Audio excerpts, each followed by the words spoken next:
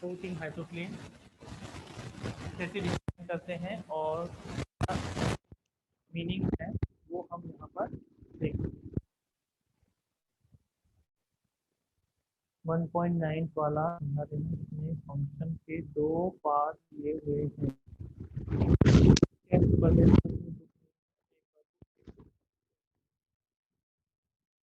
चलिए लिख लेते हैं, फिर उसके बाद लिखिए आपको पर्टिकुलर कोई पर्सनली आप ही को प्रॉब्लम है तो आपको सोल्यूशन दे देंगे।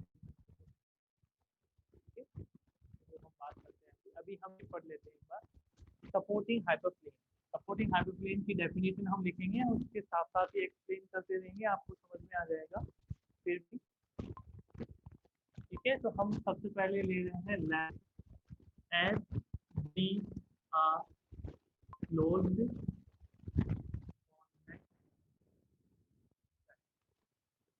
let S be a closed convex set। ने एक क्लोज कॉन्वेक्स सेट एस ले लिया। अगर आप कह रहे हैं कि इसके ऊपर एक कोई पॉइंट लेते हैं एक्स नॉट, ठीक है, बाउंड्री पॉइंट। जैसा कि हमने कहा था कि हमारे पास बाउंड्री पॉइंट्स होते हैं। बाउंड्री पॉइंट किसको बोलते हैं? यदि मान लीजिए ये रीजन है तो इसके बाउंड्री पॉइंट लास्ट वाले होंगे। ठीक है, रीजन किसी भी तरीके का हो सकता है, जरूरी नहीं है इस तरीके का हो, इस तरीके का भी रीजन हो सकता है। जो बाउंड्री पॉइंट्स होंगे वो इसकी बाउंड्री पर लाई करेंगे। तो हम यहाँ पर कह रहे हैं let S be a closed convex set and x naught be a point, be a boundary point, be a boundary point of, ये इसके बाउंड्री पर कोई पॉइंट एस है। ठीक है, आवाज तो क्या हुआ?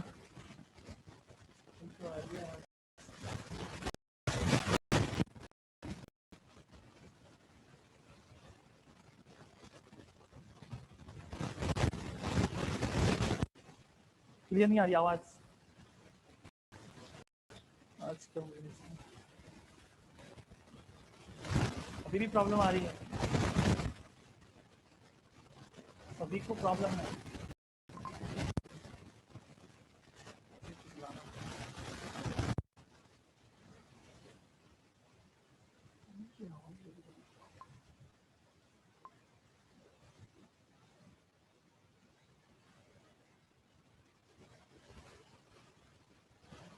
हेलो, अरे अजय ये आवाज की कोई प्रॉब्लम आ रही है यार नवीन को।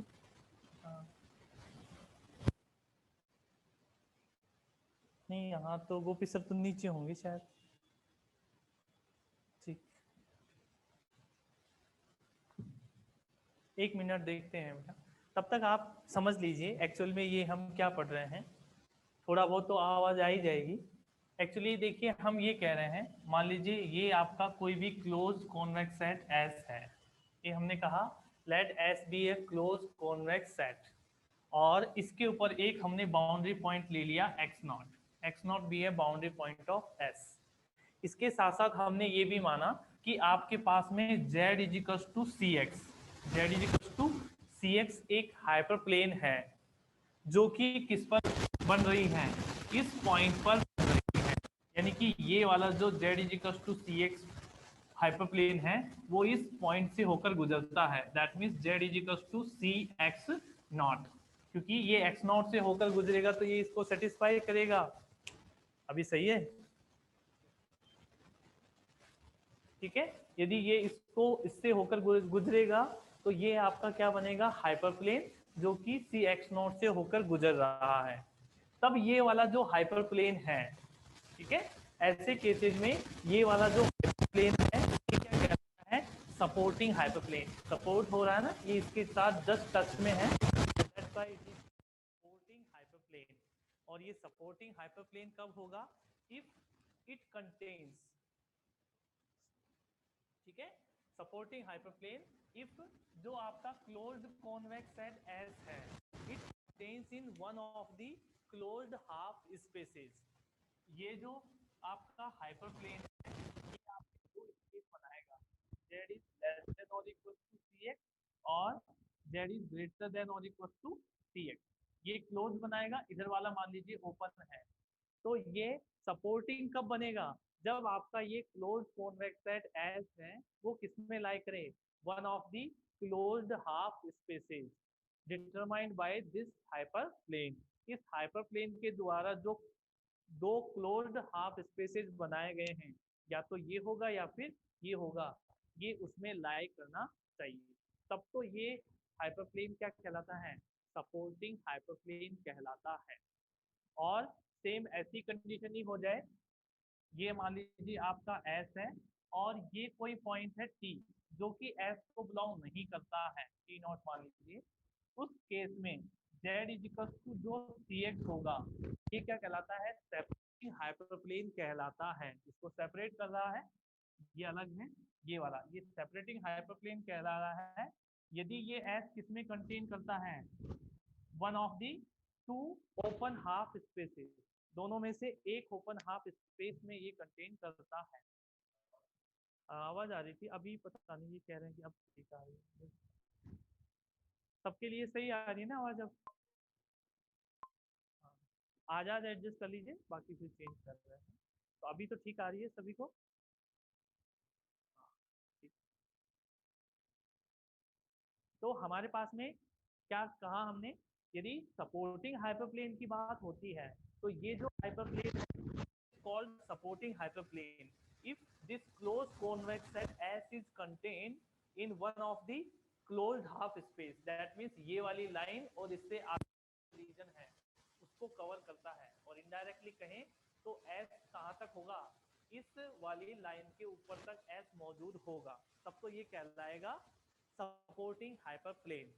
और यदि इस तरह की कंडीशन है जब आपका S किसमें कंटेन करता है, one of the open half spaces, यानी कि इस लाइन के ऊपर ये एस नहीं होगा, इसके या तो इधर होगा या फिर इधर होगा, ओपन हाफ स्पेस में होगा, उस केस में आपका जो हाइपरप्लेन है z is equal to c x वो क्या कहलाता है, सेपरेटिंग, मतलब अलग अलग करने वाला, सेपरेटिंग हाइपरप्लेन कहलाता है। ये दो डेफिनेशन है हमारी। तो हमने जैसे पढ़ा, हमने लिखा x naught be a boundary point of S, ठीक है, देन है हाइपरप्लेन। तो हम डेफिनेशन में इसी कोई लैंग्वेज के तौर पर लिख रहे हैं, फिर आप डायग्राम भी बना सकते हो। ये दोनों को एक साथ कंपैरिजन पढ़ने में ये फायदा है कि दोनों में डिफरेंस पता चल जाता है कि सेपरेटिंग कौन सा है और सपोर्टिंग कौन सा है। तो यहाँ पर हम कह रहे हैं ये आपके पास में एक्स नॉट है बाउंड्री पॉइंट ऑफ एस, फिर कह रहे हैं then a hyperplane, then a hyperplane, then hyperplane, hyperplane कौन सा है, z is equal to c x at x naught. जो हाइपरप्लेन है वो एक्स नॉट पर बना हुआ है या एक्स नॉट से होकर गुजर रहा है, that is z is equal to c x naught, ठीक है। तो then a hyperplane z is equal to c x is called,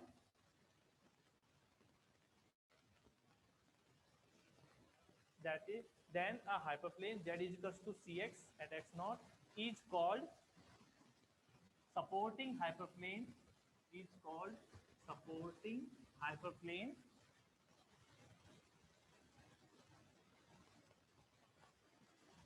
if closed convex set as closed convex set as is is contained in one of the closed half spaces, closed half spaces determined by the hyperplane, determined by the hyperplane। ये इसकी definition हमने लिखी, और definition से आप diagram भी बना सकते हैं और इसको लिख सकते हैं कि let S be a close convex set S. Diagram के तौर पर आप ये लिख सकते हो, एस हमारा यदि क्लोज कॉन्वेक्स सेट एस है और x naught be a boundary point of S, यदि एक्स नॉट एक इसका बाउंड्री पॉइंट एस है, तो एक hyperplane z is equal to c x जो कि x नॉट से होकर गुजरता है, z is equal to c x, ये हाइपरप्लेन क्या कहलाता है? This is called supporting hyperplane if close convex set S is contain in one of the close half spaces. यानी कि ये वाला जो इसकी ये साइड होगी, ये कौन सी होगी? z इज लेस देन और इक्वल टू सी एक्स और z इज ग्रेटर देन और इक्वल टू और z इज ग्रेटर देन और इक्वल टू सी एक्स, यही तो कंडीशन होगी। और इधर क्या होगी? z is less than c x और z is greater than c x. यानी कि ये तो रहेगा open half space, open half space रहेगा ये तो, और ये वाला बनेगा क्लोज्ड हाफ स्पेस।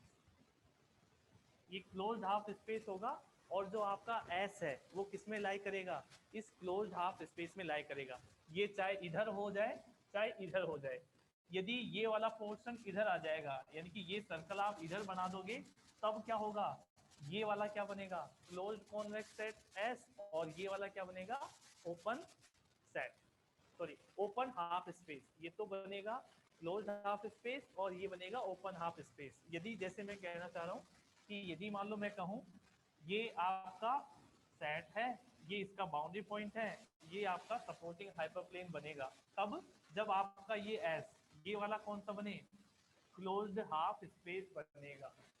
ठीक है, ये जिधर भी जाएगा ये वाला उसके द्वारा, यानी कि इस हाइपरप्लेन के द्वारा जो दो हाफ स्पेसेस बना रहा है, उनमें से ये किस में लाई करेगा? क्लोज्ड हाफ स्पेस में लाई करेगा।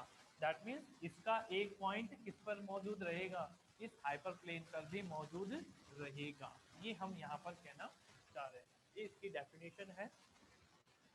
और एक चीज और आप नोट डालकर इसमें लिख लें, hyperplane, supporting hyperplane, supporting hyperplane need not be unique, या फिर ऐसे कहें not necessarily unique, not necessarily unique। जो आपका हाइपरप्लेन होता है वो नेसेसरीली यूनिक नहीं होता है। यूनिक होने का मतलब जैसे ये पॉइंट है, अब इस पॉइंट पर आप हाइपरप्लेन ड्रॉ करोगे तो इस पॉइंट पर तो एक ही हाइपरप्लेन बनेगा, क्योंकि ये एक ही पॉइंट है। जैसे ही आप इसके थोड़ा सा भी राइट और लेफ्ट में जाओगे तो वो दूसरा पॉइंट आ जाएगा। यानी कि एक पॉइंट पर एक ही हाइपरप्लेन बन रहा है इन केस ऑफ सर्कल और स्फीयर, क्योंकि सर्कल और स्फीयर के केस में सारे के सारे बाउंड्री पॉइंट्स एक्सट्रीम पॉइंट्स बनते हैं, और यहाँ पर जो हाइपरप्लेन होगा वो एक ही होगा, क्योंकि ये इसका क्या बन रहा है? टेंजेंट टाइप से बन रहा है। लेकिन जरूरी नहीं है रीजन स्फीयर या सर्कल टाइप में भी हो, आपका जो रीजन है इस तरीके का भी हो सकता है। दैट मीन्स जब आप इस पॉइंट पर आप क्या फाइंड आउट करना चाहोगे, सेपरेटिंग या सपोर्टिंग हाइपरप्लेन, तो वो एक से ज़्यादा भी हो सकते हैं, क्योंकि 7 पेज है, 7 पेज में ये एक से ज़्यादा हाइपरप्लेन कंटेन कर सकता है। तो ज़रूरी नहीं है कि हाइपरप्लेन आपका यूनिक हो, वो एक से ज़्यादा भी हो सकते हैं एक पॉइंट पर, तो नॉट नेसेसरली यूनिक। ये हम इसी के साथ में एक पॉइंट लिख सकते हैं, और एग्जांपल के तौर पर ये दिखा सकते हो कि this is if this is close convex set S, तो इसके वर्टेक्स पर आप, क्योंकि शार्प एज मिल रही है और आपने ये देखा हुआ है कि शार्प एज मिल रही है, इसका मतलब उस पर एक से ज़्यादा टेंजेंट मौजूद होंगे। आपने इसकी डेफिनेशन भी पढ़ी है। A function is differentiable. A function f is said to be differentiable if it has a single tangent line at its every point। यानी कि हम इसको कहें कि यदि मान लीजिए ये आपका कोई कर्व है, तो इस कर्व के प्रत्येक पॉइंट पर आपको एक और सिर्फ एक ही टेंजेंट लाइन मिलेगी। लेकिन जैसे ही आपका कोई भी शार्प एज मिलता है, शार्प एज मतलब इस तरीके का कोना मिलता है, तो इस पॉइंट पर आप एक से ज्यादा टेंजेंट लाइन खींच सकते हो। और जैसे ही शार्प एज मिल रहा है तो आपका फंक्शन इस पेज पर क्या हो जाएगा, डिसकंटिन्यूअस हो जाएगा। तो यदि आप किसी फंक्शन का ग्राफ ड्रॉ कर रहे हो और आपको sharp edge function is not continuous at the point x is equal to जो भी आपका पॉइंट है। जैसे आप फॉर एग्जांपल ये लेते हैं ना, मॉडुलस ऑफ x का ग्राफ बनाते हो तो आपको ये मिलता है, इस पॉइंट पर शार्प एज मिलती है और ये वाला जो शार्प एज वाला पॉइंट है यानी कि x is equal to 0, x is equal to 0 पर जो आपका फंक्शन है वो डिफरेंशिएबल, सॉरी कंटिन्यूटी नहीं, डिफरेंशिएबल नहीं होता। कंटिन्यूअस तो है, कंटिन्यूअस में प्रॉब्लम नहीं है, इस पॉइंट पर ये डिफरेंशिएबल नहीं होगा because it has more than tangent at the point. तो जो शार्प एज होती है उस पर आप एक से ज्यादा टेंजेंट खींच सकते हैं। ये तो खैर हमने इसका एग्जांपल लिया है। बाकी यहाँ पर हमारा कहने का मतलब है कि यदि शार्प एज है क्लोज कॉन्वेक्स सेट के अंदर तो उसमें एक से ज्यादा हाइपरप्लेन हो सकते हैं। ठीक है, तो अब मैं इसको मिटा रहा हूँ और आपकी दूसरी डेफिनेशन लिख रहा हूँ, वो है supporting hyperplane, sorry separating hyperplane. इसी में मैं चेंजेस कर लूँगा थोड़ा बहुत क्योंकि बार बार लिखना नहीं पड़ेगा। That is separating hyperplane. तो सेपरेटिंग हाइपरप्लेन में आप क्या लिखोगे,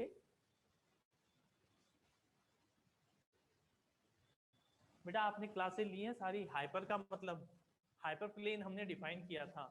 हाइपरप्लेन क्या बोलते हैं, जब आप एक डायमेंशन, दो डायमेंशन, तीन डायमेंशन से ऊपर जाते हो तो एक प्लेन को ही हाइपरप्लेन बोलते हैं, मोर देन 3 डायमेंशंस के केसेस में।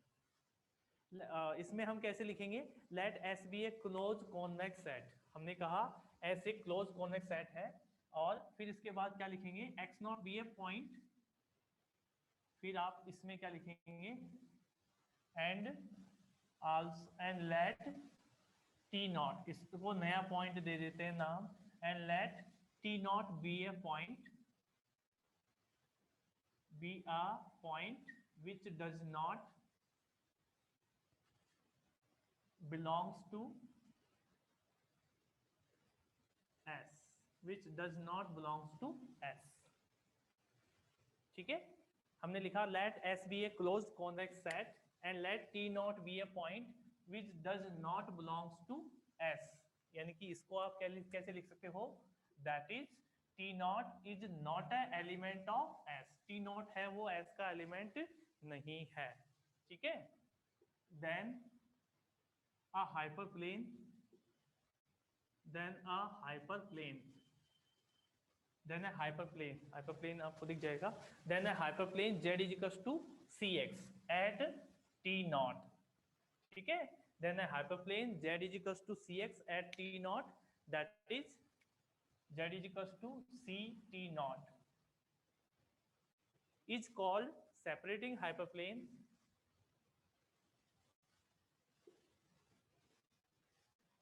separating hyperplane if closed convex set S is contained in one of the open half spaces, open half spaces determined by the hyperplane। does not, क्या लिखा हमने, which does not, हाँ does not आएगा इसमें, which does not belongs to S। ठीक है, does not belongs to S, that is T naught is not an element of S, then the hyperplane Z is equals to Cx at T naught, that is Z is equals to Ct naught is called separating hyperplane if closed convex set S is contained in one of the open half spaces determined by the hyperplane। इसका मतलब ये हो सकता है diagram के रूप में लिखें तो कि ये आपका कोई भी क्लोज कॉन्वेक्स सेट S है, ये एक कोई भी T नॉट पॉइंट है जो कि S में बिलोंग नहीं करता है, S से बाहर है, तो एक हाइपरप्लेन जो कि इस T नॉट से होकर जा रहा है Z is equal to Cx, ये क्या कहलाता है, सेपरेटिंग हाइपरप्लेन कहलाता है if this close convex set S is contained in one of the open half space. That means ये किधर कंटेन करेगा, या तो z is less than cx या फिर z is greater than cx, z is less than cx या greater than cx, या फिर आप एक लिख सकते हो ये क्या बनेगा, ओपन हाफ स्पेस होगा। ठीक है, ये ओपन हाफ स्पेस, और ये और इसके आगे वाला कहलाएगा क्लोज्ड हाफ स्पेस। ये क्लोज्ड हाफ स्पेस कहलाएगा। दैट मींस ये होगा z इज ग्रेटर देन और इक्वल टू cx और z इज लेस देन और इक्वल टू c। तो ये हमारे पास में दो डेफिनेशंस हैं जो कि सेपरेटिंग एंड सपोर्टिंग हाइपरप्लेन्स को रिप्रेजेंट करती हैं। दोनों के करस्पॉन्डेंस एक एक थ्योरम है जो एग्जाम में पूछी जाती है।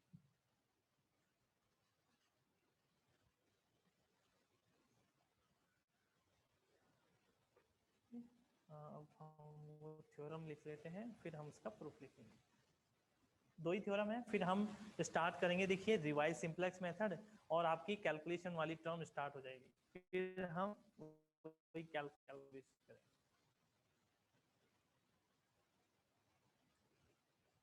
एक बार आप लिख लीजिए।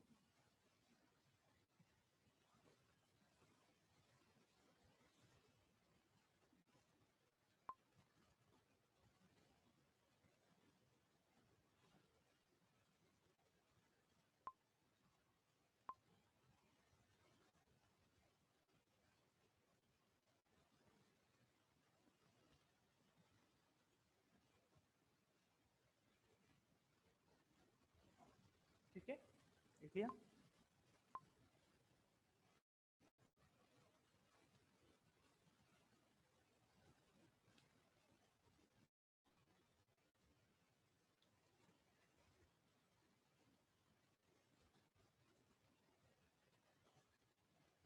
तो क्या होगा, देखिए मैं थ्योरम लिख देता हूँ, फिर हम उसका प्रूफ करेंगे। देखिए थ्योरम है, let S be a closed convex set S. Let S be a closed convex set. Let S be a closed convex set which is bounded from below. Which is bounded from below. Then S has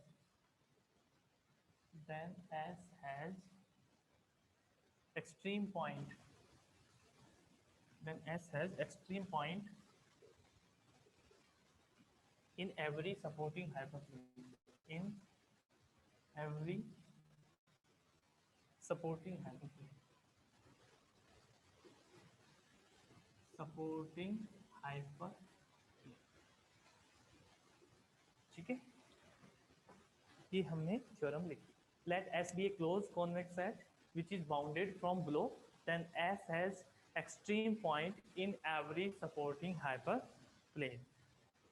theorem क्या कह रही है, देखिए theorem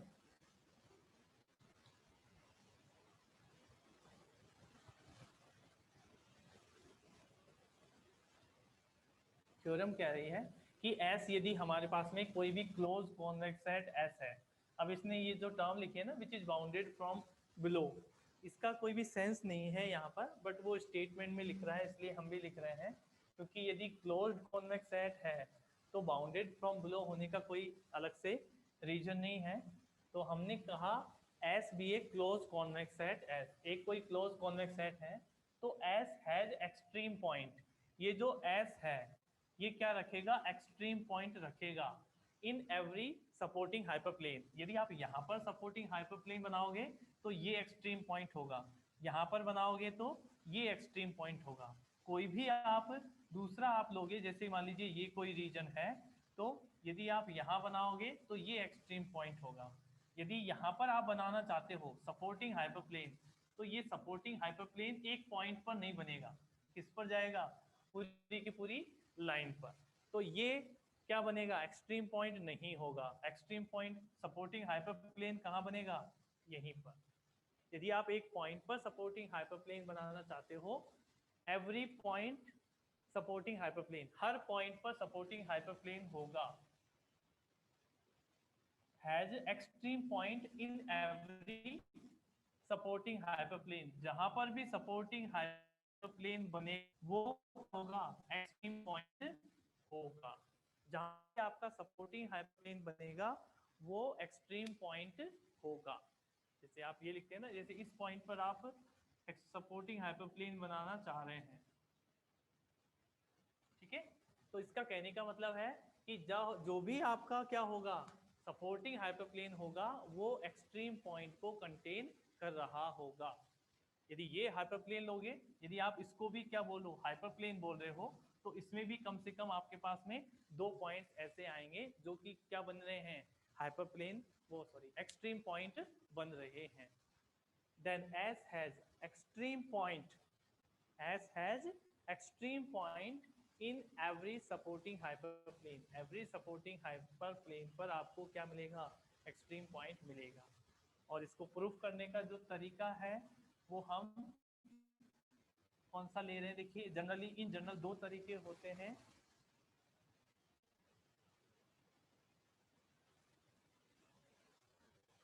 हाँ, उसके बाद separating and supporting hyperplane के बाद थ्योरम करवा रहे हैं। ये पहली थ्योरम है सपोर्टिंग हाइपरप्लेन से रिलेटेड और नेक्स्ट वाली होगी सेपरेटिंग हाइपरप्लेन से रिलेटेड। तो अभी हम सपोर्टिंग हाइपरप्लेन से रिलेटेड थ्योरम करवा रहे हैं, ठीक है।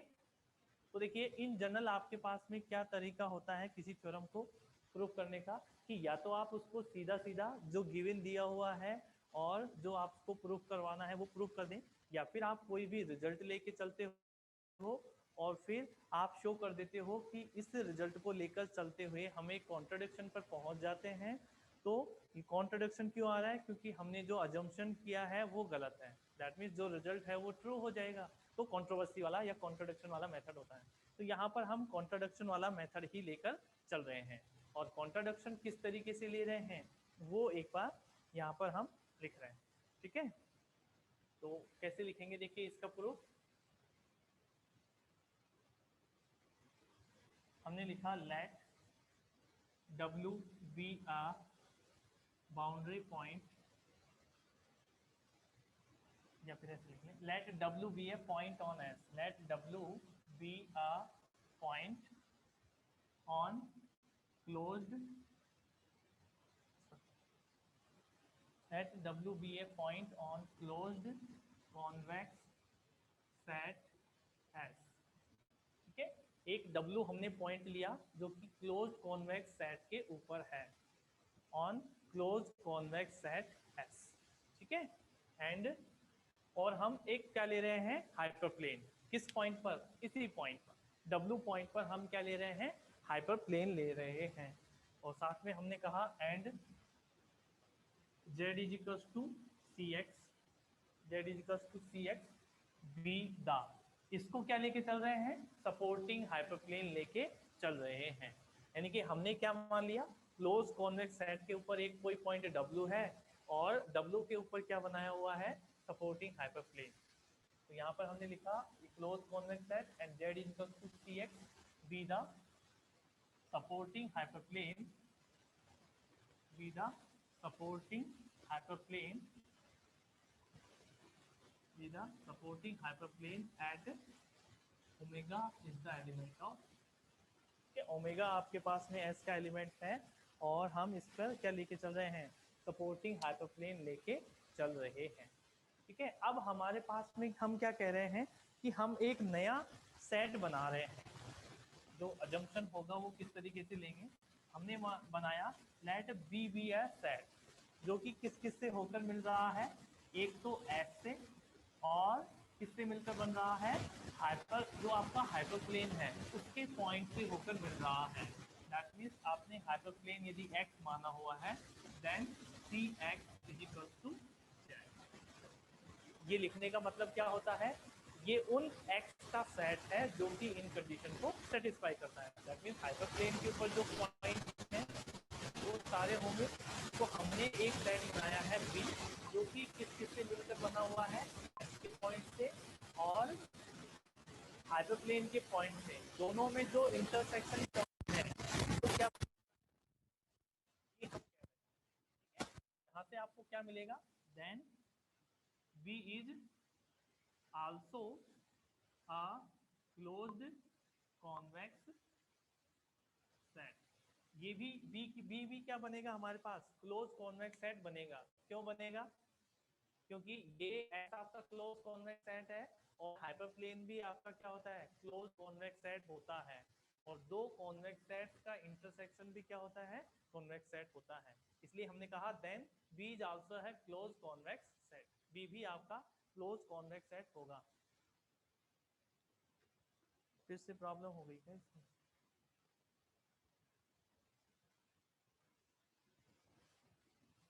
माइक में ही प्रॉब्लम है, दूसरा लेके आएंगे, थोड़ा बहुत एडजस्ट कर लीजिए आप। हमने कहा then B is also a close convex set S and B is not equal to 5 और B 5 नहीं होगा, not equal to 5 because W is the element of B। ठीक है, इसको आप ऐसे समझ सकते हो कि ये आपके पास में S क्लोज कॉन्वेक्स सेट था, ये हमने इसका पॉइंट बता दिया कि W इसका कोई एक पॉइंट है, इस पर आपने हाइपरप्लेन खींचा हुआ है Z is equal to CX। तो आप क्या कर रहे हैं, बता रहे हैं B, जिसमें कौन पॉइंट ले रहे हो S और इस हाइपरप्लेन के इंटरसेक्शन के पॉइंट्स ले रहे हो। तो आपका B है वो क्लोज कॉन्वेक्स सेट हो गया और B फाई नहीं हो सकता, क्योंकि हमने कहा हुआ है कि W है वो S का बाउंड्री पॉइंट है और जो हाइपरप्लेन है वो W से होकर गुजर रहा है, दैट मीन्स W दोनों जगह पर मौजूद है। तो ये हमारा नॉट इक्वल टू 5 होगा, क्योंकि W किस में बिलोंग कर रहा है, B में बिलोंग कर रहा है। अब इसके बाद हम हमारा अजम्पशन स्टार्ट करते हैं। अजम्पशन में हम ये कह रहे हैं कि if possible assume that a boundary point of S,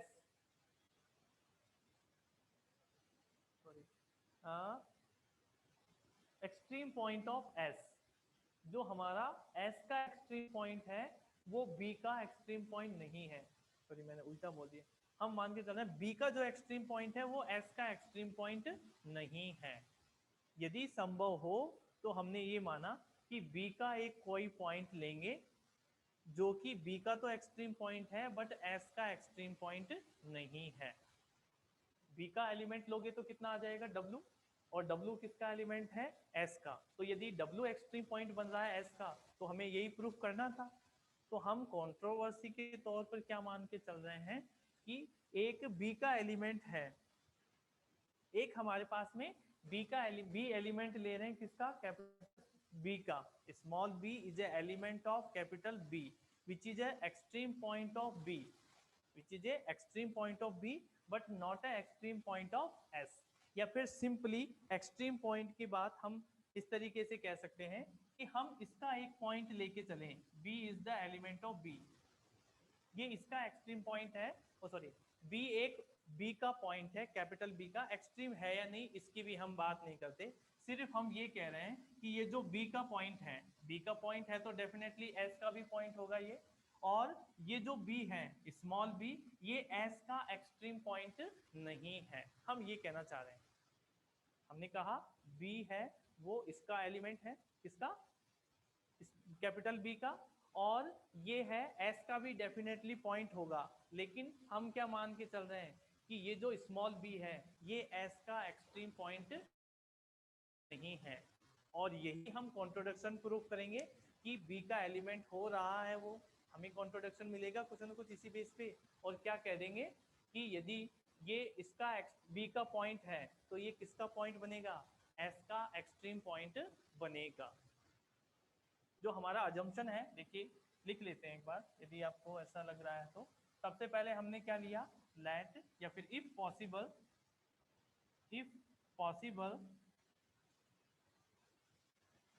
assume that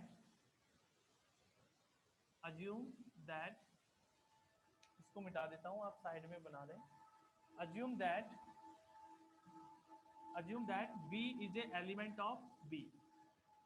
If possible, assume that a point B of B and it is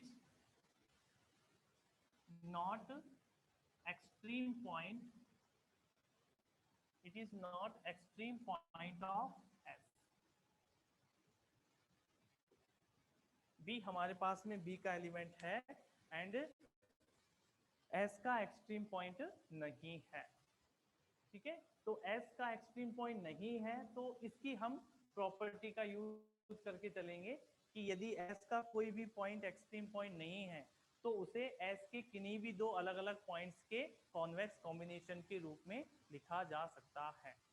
इसका हम यूज में लेंगे, ठीक है। तो एक बार आप लिख लीजिए इसे। देखिए ये एक दो थ्योरम्स हैं जो आपको ऐसा लगेगा कि हो सकता है हम इसमें थ्योरी पढ़ रहे हैं, वापस से थ्योरी पे आ गए, बट इसके बाद फिर सारी पूरी कैलकुलेशंस ही हैं और ये हम जानबूझ के करवा रहे हैं क्योंकि एग्जाम में आएगी तो इसको आप 5 से 7 मिनट में लिख कर लोगे, लेकिन यदि पूरा क्वेश्चन आता है जो कि 20 नंबर का आएगा, खैर बट उसमें काफ़ी टाइम लगेगा, 10 से 15 मिनट लग सकती हैं क्वेश्चन में। तो यदि क्वेश्चंस आते हैं थ्योरेटिकल वाले जो कि पूछे भी जा सकते हैं, ये भी जरूरी है, ठीक है। और एक चीज़ और आपको शायद कल के लिए बताया होगा कि आप ऑफलाइन क्लास आए या नहीं आए, इसके लिए कुछ कहा है क्या? क्या कह रहे सर? मेरे से भी कहा था कि आप भी कहते ना, बट मैंने तो कहा नहीं है कि ज़्यादा बेटर है क्योंकि आप लोगों पे फोकस बिल्कुल भी नहीं रहता है, क्योंकि हमें यहाँ देखना होता है पता नहीं किसी ने कमेंट कर दिया है नहीं क्या। तो सर कह रहे थे कि आप भी बोल देना कि आपको लगता है तो आप देख लें, जैसा भी आपको ठीक लगता है। आपको ऐसा लगे कि कहीं सर पे ध्यान ही नहीं है तो वो चीज़ आप देख लें। ऑनलाइन भी रहेगी ना? हाँ नहीं, आप लोगों से बात नहीं हो रही है, हम यहाँ बैठे हुए हैं उनसे बात कर रहे हैं, ठीक है। अब वो इधर भी आवाज़ जाती है इसलिए, ठीक है। तो हम बात कर रहे हैं, ठीक है। तो हमने ये लिख लिया, इसके आगे तो वो आपसे यदि कुछ कहा हो तो आप उसको जैसा उन्होंने कहा हुआ है वही मेरे से कहने के लिए कहा है,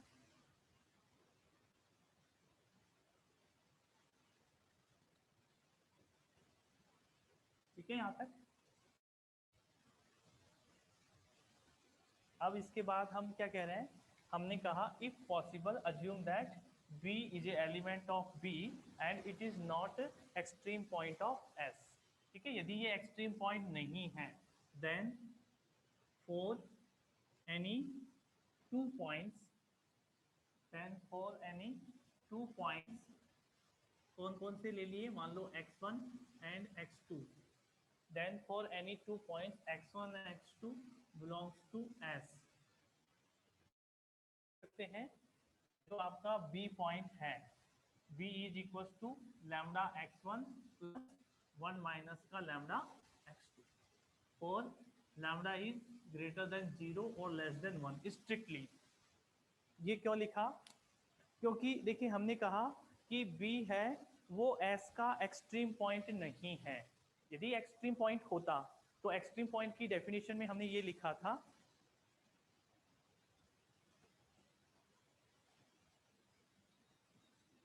ठीक है वॉइस, थोड़ा बहुत तो आप एडजस्ट कर लें। आज हमने कहा था कि कोई भी एक्सट्रीम पॉइंट है, यदि वो एक्सट्रीम पॉइंट है तो आप इसको इस सेट के किन्हीं भी दो अलग अलग एलिमेंट्स या पॉइंट्स के कॉन्वेक्स कॉम्बिनेशन के रूप में नहीं लिख सकते, या ये कह सकते हैं कि यदि वो इससे डिफरेंट होना चाहिए, दैट मीन्स यदि ये बी पॉइंट है तो आप इसको इस सेट के किन्हीं भी दो पॉइंट्स के कॉन्वेक्स कॉम्बिनेशन के रूप में नहीं लिख सकते हो। जो दो पॉइंट्स आप ले रहे हो वो इस बी से क्या होने चाहिए, डिफरेंट होने चाहिए। फिर से आवाज चली गई।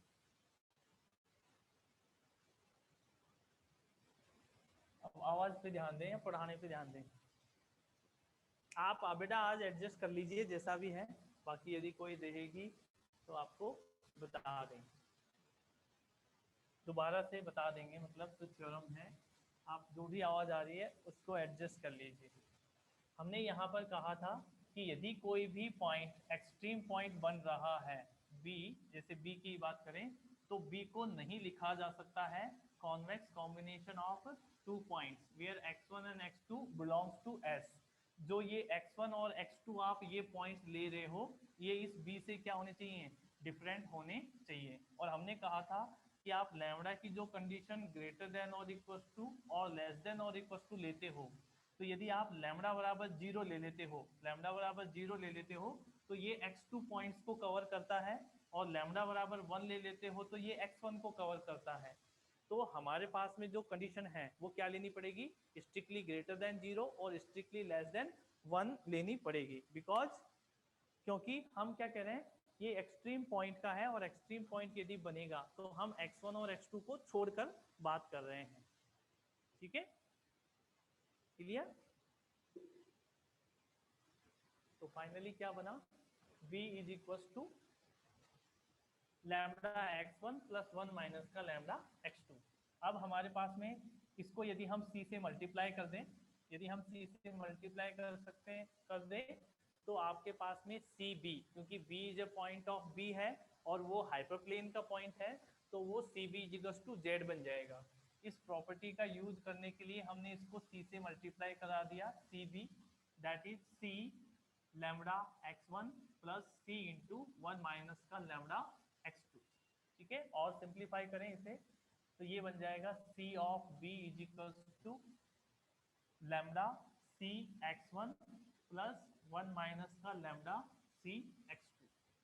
ठीक है, ये हमने लिखा, किसी कोई भी एक इक्वेशन हम डाल रहे हैं।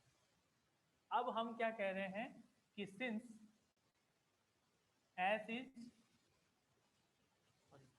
Since z is equals to c x, हमारे पास में जो सपोर्टिंग हाइपरप्लेन है, हमारे पास में z is equals to c x is supporting hyperplane.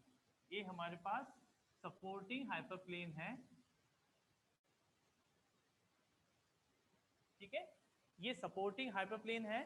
तो आपका जो s है, जैसे हमने कहा था ये आपका सपोर्टिंग हाइपरप्लेन है, तो s के जो भी एलिमेंट्स होंगे, s के जो भी एलिमेंट्स होंगे या फिर जो s होगा वो किस में लाई करेगा, one of the closed half spaces. ठीक है, सिंस ये दिस इज सपोर्टिंग हाइपरप्लेन, तो आप s के यदि कोई भी दो एलिमेंट ले रहे हो x1 और x2, तो ये x1 और x2 किस कंडीशन को सेटिस्फाई करेंगे, z इज लेस देन और इक्वल टू सी x1 या फिर z इज ग्रेटर देन और इक्वल टू सी x1। ये इस तरह की कंडीशन को सेटिस्फाई करेंगे, क्योंकि आपका s क्या है, s आपका सपोर्टिंग हाइपरप्लेन है। हाँ, ज्वाइन कर रहे हैं।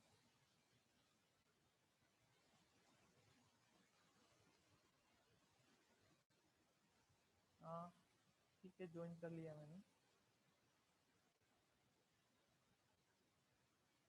ठीक है, तो हम कह रहे हैं कि आपका जो ये S है वो closed half, one of the closed half space में कंटेन करेगा, इसलिए हम कह रहे हैं Z is equal to c x is supporting hyperplane.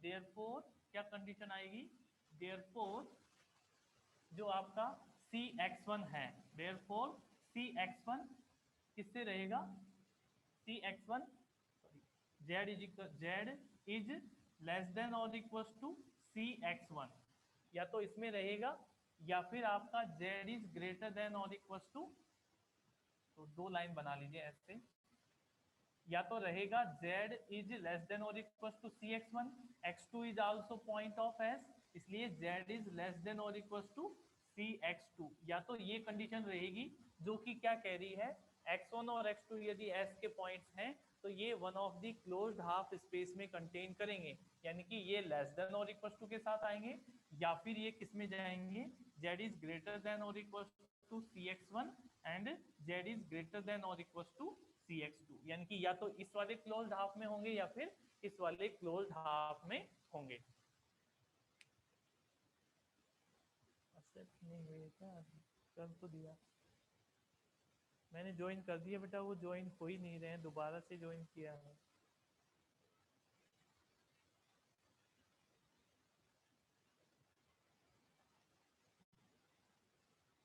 ठीक है, तो हमने कहा यहाँ से कि या तो ये वाली कंडीशन होगी या फिर ये वाली कंडीशन होगी। तो आप क्या लिख रहे हैं, देन बाय, ये आप चाहो तो केस 1 और केस 2 लिख सकते हो, then by equation number 1। Equation number 1 से आप क्या लिख सकते हो, c B is equals to, आप लिखोगे लैम्डा सी एक्स वन से छोटी टर्म आप यहाँ लिख रहे हो, ठीक है। तो क्या हो जाएगा, सी एक्स वन से छोटी टर्म लिख रहे हो, सी एक्स वन से छोटी टर्म, तो ये साइन कितना हो जाएगा, ये वाला, क्योंकि इसकी जगह पर हम इससे छोटी टर्म लिख रहे हैं। तो C B is greater than और equal to lambda Z plus 1 minus का लैम्डा सी एक्स टू की जगह पर भी हम क्या लिख रहे हैं, इससे छोटी टर्म, सी एक्स टू से छोटी टर्म लिख रहे हैं, यानी कि ये सिंबल रहेगा विद जेड। ऐसा नहीं है कि ये भी लेस देन और इक्वल टू है, ये भी लेस देन और इक्वल टू है, तो ये स्ट्रिक्टली हो जाएगा, क्योंकि इक्वल्स टू वाली कंडीशन दोनों में पॉसिबल है। तो ये क्या रहेगी, लेस देन और इक्वल टू वाली कंडीशन। तो यहाँ से आ गया c B is greater than और इक्वल टू, आपको दिख रहा होगा लैम्डा जेड से लैम्डा जेड कैंसल, और कितना बच जाएगा, जेड बच जाएगा। सेम एजिटी जब आप इसमें करोगे, इस वाले में करोगे, इसको आप केस 1 और केस 2 करके लिखिए, केस 2। तो यहाँ से आपका आएगा देन बाय इक्वेशन नंबर 1 आपको क्या मिलेगा, सी बी, ये आया c B is equals to lambda is equals to को हम बाद में देखेंगे साइन सी एक्स वन। यहाँ पर सी एक्स वन की जगह पर इससे बड़ी टर्म लिख रहे हैं, इसकी जगह पर इससे बड़ी, तो सिंबल कैसा हो जाएगा, लेस देन और equal to lambda Z plus 1 minus का लैम्डा। सी एक्स टू की जगह पर भी इससे बड़ी टर्म लिख रहे हैं, दैट मीन्स सिंबल कैसा रहेगा, लेस देन और इक्वल टू। तो आप इसको सॉल्व करोगे तो आपके पास में क्या आ जाएगा, c B is less than और इक्वल टू जेड। और दोनों ही कंडीशन क्या शो करती हैं, देखिए यहां से आपको क्या कंडीशन मिल रही है कि B है वो कैपिटल B का एलिमेंट नहीं है। कैसे कहेंगे कि स्मॉल b है वो कैपिटल B का एलिमेंट नहीं होगा, क्योंकि आपने क्या कहा था कि कैपिटल B के अंदर कौन से एलिमेंट्स आते हैं, या तो वो S के एलिमेंट्स होने चाहिए, ठीक है, या फिर किस तरीके के होने चाहिए, X such that c x is equals to z, exactly उस हाइपर प्लेन पर होने चाहिए। जबकि यहाँ से क्या आ रहा है, यहाँ से ये दिखा रहा है कि B जो पॉइंट है वो इक्वल्स टू भी हो सकता है और उससे बिलो में भी हो सकता है, जो कि ट्रू नहीं है। ये तभी इसका एलिमेंट होगा जब ये एग्जैक्टली उस हाइपर प्लेन पर मौजूद होगा। दैट मीन्स यहाँ से आपको रिजल्ट मिलेगा, दिस एम्प्लाइज, इसके बाद लिख लीजिए B is not a element of B, और यहाँ से भी आ जाएगा small b is not a element of B, जो कि क्या मिल रहा है हमें, एक कॉन्ट्रोडक्शन मिल रहा है। स्टार्टिंग में हमने कहा था कि small b is the element of B, और यहाँ से हमें मिल गया small b is not element of B। देखिए यहाँ पर आपका ये डाउट नहीं होगा कि ये इक्वल्स टू भी तो आ रहा है, इक्वल्स टू जरूर आ रहा है, लेकिन उसमें ग्रेटर देन और लेस देन वाली भी कंडीशन आ रही है। इसके अकॉर्डिंग तो क्या हो गया, इसके ऊपर वाले पॉइंट और इसके इधर वाले पॉइंट, ये सारे के सारे किसको मिलकर बना रहे हैं, ये वाला सेट बना रहे हैं। जबकि ऐसी कंडीशन नहीं है, हमने कौन से पॉइंट लिए हैं, सिर्फ हाइपरप्लेन के ऊपर जो पॉइंट्स हैं उनको ही हमने लिया है। दैट मीन्स यहाँ पर जो कंडीशन आ रही है वो फेलियर कंडीशन आ रही है, बी कैपिटल बी का एलिमेंट नहीं होगा। तो ये क्या बनेगा, एक कॉन्ट्राडिक्शन बन रहा है किस चीज का, कि हमारा बी स्मॉल बी में बिलोंग करता है। और ये क्यों आया है, क्योंकि आप क्या मान के चले थे कि हमने बी का एक पॉइंट लिया और ये कहा कि वो एस का एक्सट्रीम पॉइंट नहीं है। यदि आप स्मॉल बी का कोई एलिमेंट लेके चलोगे तो वो एस का क्या बनेगा, एक्सट्रीम पॉइंट बनेगा। और बी का एलिमेंट कौन सा लिया हमने, W, W is a element of S जिस पर आपने हाइपरप्लेन बनाया है। दैट मीन्स जो डब्ल्यू पर हाइपरप्लेन बनाया हुआ है वो उसका सपोर्टिंग हाइपरप्लेन है, तो वो क्या बनेगा, साथ के साथ एक्सट्रीम पॉइंट भी बनेगा। ये हमें प्रूव करना था, ठीक है। तो ये आप एक बार लिख लें इसे।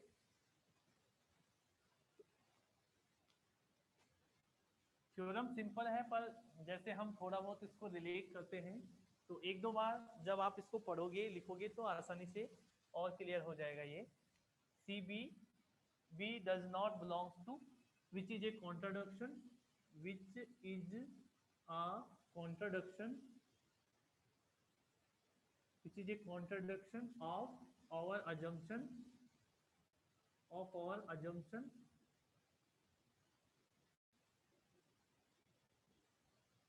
of our assumption that B is the element of B। कौन सी assumption? B is the element of B का contradiction है, which is a contradiction of our assumption that B is the element of B। therefore क्या लिख सकते हैं? therefore every point of S, every point of B, therefore every point of B will be extreme point of S। ठीक है, जो B का हर every point of B, every point of B will be extreme point of S। तो जो statement था वो यहाँ लिख दें, hence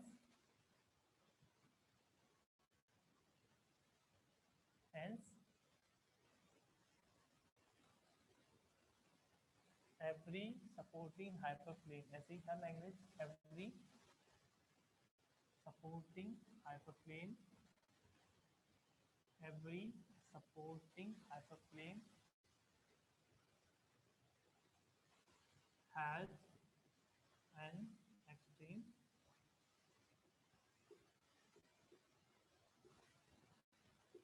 ठीक है, प्रत्येक सपोर्टिंग हाइपरप्लेन क्या रखेगा? एक एक्सट्रीम पॉइंट रखेगा। तो जो प्रूफ करने का तरीका है वो हमने इस तरीके से लिखा है, आप इसको एक बार देख सकते हो। मैं इसको समराइज कर देता हूँ। हमने थ्योरम में क्या किया, देखिए सबसे पहले हमने एक पॉइंट लिया W, जो कि किसका पॉइंट था? S का। ठीक है, let W be a point of S। S हमारा क्लोज कॉन्वेक्स सेट S है, और उस W के ऊपर ही हमने क्या बनाया? सपोर्टिंग हाइपरप्लेन बनाया। Z is equal to CX supporting hyperplane बना दिया। ठीक है, फिर हमने बनाया एक सेट B, जो कि किस किस से मिलकर बना हुआ है? S intersection points of hyperplane, जो हाइपरप्लेन के पॉइंट्स हैं उनसे मिलकर हमने B बनाया। ठीक है, यानी कि उसमें W भी कंटेन करेगा, क्योंकि W है वो S का भी पॉइंट है, और जो हाइपरप्लेन है उस W से होकर गुजर रहा है, तो आपका जो B है वो क्लोज कॉन्वेक्स सेट बनेगा, पहली चीज। दूसरी बात, फाई नहीं होगा क्योंकि W उसमें कंटेन कर रहा है। अब बात आती है अजम्पशन की। हम इसमें कंट्रोवर्सी या अजम्पशन ले रहे हैं कि यदि पॉसिबल हो तो हमने माना कि स्मॉल b है वो कैपिटल B का कोई एलिमेंट है, और वो स्मॉल b S का एक्सट्रीम पॉइंट नहीं है। ये हमने मान के चले। यदि S का एक्सट्रीम पॉइंट नहीं है तो इसको S के किन्हीं भी दो अलग अलग पॉइंट्स के कॉन्वेक्स कॉम्बिनेशंस के रूप में लिखा जा सकता है, which is different from x1 and x2, which is different from B, sorry। तो लिख दिया हमने B is equal to lambda x1 plus 1 minus का लैम्डा x2, और B C से मल्टीप्लाई कर दिया, सपोर्टिंग हाइपरप्लेन की कंडीशन का यूज किया, और ये रिजल्ट फाइंड आउट हुआ। तो यहाँ से हमें मिला कि B है वो कैपिटल B का एलिमेंट नहीं है, जो कि एक कॉन्ट्रोडक्शन हो गया, क्योंकि हम ऊपर तो लेके चल रहे हैं B का एलिमेंट है, और यहाँ पर B का एलिमेंट नहीं आया। दैट मीन्स क्या रिजल्ट प्रूफ हुआ कि आप कोई सा भी यदि B का पॉइंट लेके चलते हो तो वो S का एक्सट्रीम पॉइंट बनेगा ही बनेगा। तो लास्ट में जो हमने लिखा, every hyperplane, every supporting hyperplane has an extreme point. तो जो भी हाइपरप्लेन होगा सपोर्टिंग हाइपरप्लेन, वो क्या रखेगा? एक अनेक एक्सट्रीम पॉइंट रखेगा। ठीक है, तो आज के लिए इतना ही है, क्योंकि आपकी क्लास अब 4:30 से 5:30 ही होगी, कल मैंने आपको बता दिया था। ठीक है, और पहली वाली क्लास में यदि आप बैठते हैं तो वो भी 3:30 से 4:30, क्योंकि टाइमिंग बढ़ गया है, घटा दिया हमने, क्लासेस चालू हो गई इसलिए। तो अब आपकी क्लासेस 1 घंटा ही होगी, 4:30 से 5:30 तक। और बाकी यदि आपके कोई डाउट्स हैं क्लासेस से रिलेटेड तो वो आप सर से बात कर लें। ऑफलाइन ले सकते हैं क्या बेटा? आप 3 दिन से मुझसे कंटिन्यूअसली यही सवाल पूछ रहे हो, आपको ऑफलाइन आने की बड़ी जल्दी है, आप गोपी सर से बात करें एक बार। वो तो आज कुछ और ही कह रहे थे वैसे यहाँ वाले बच्चों से, तो इसलिए आप एक बार बात कर लें यदि ऑफलाइन के लिए आपको लेनी है।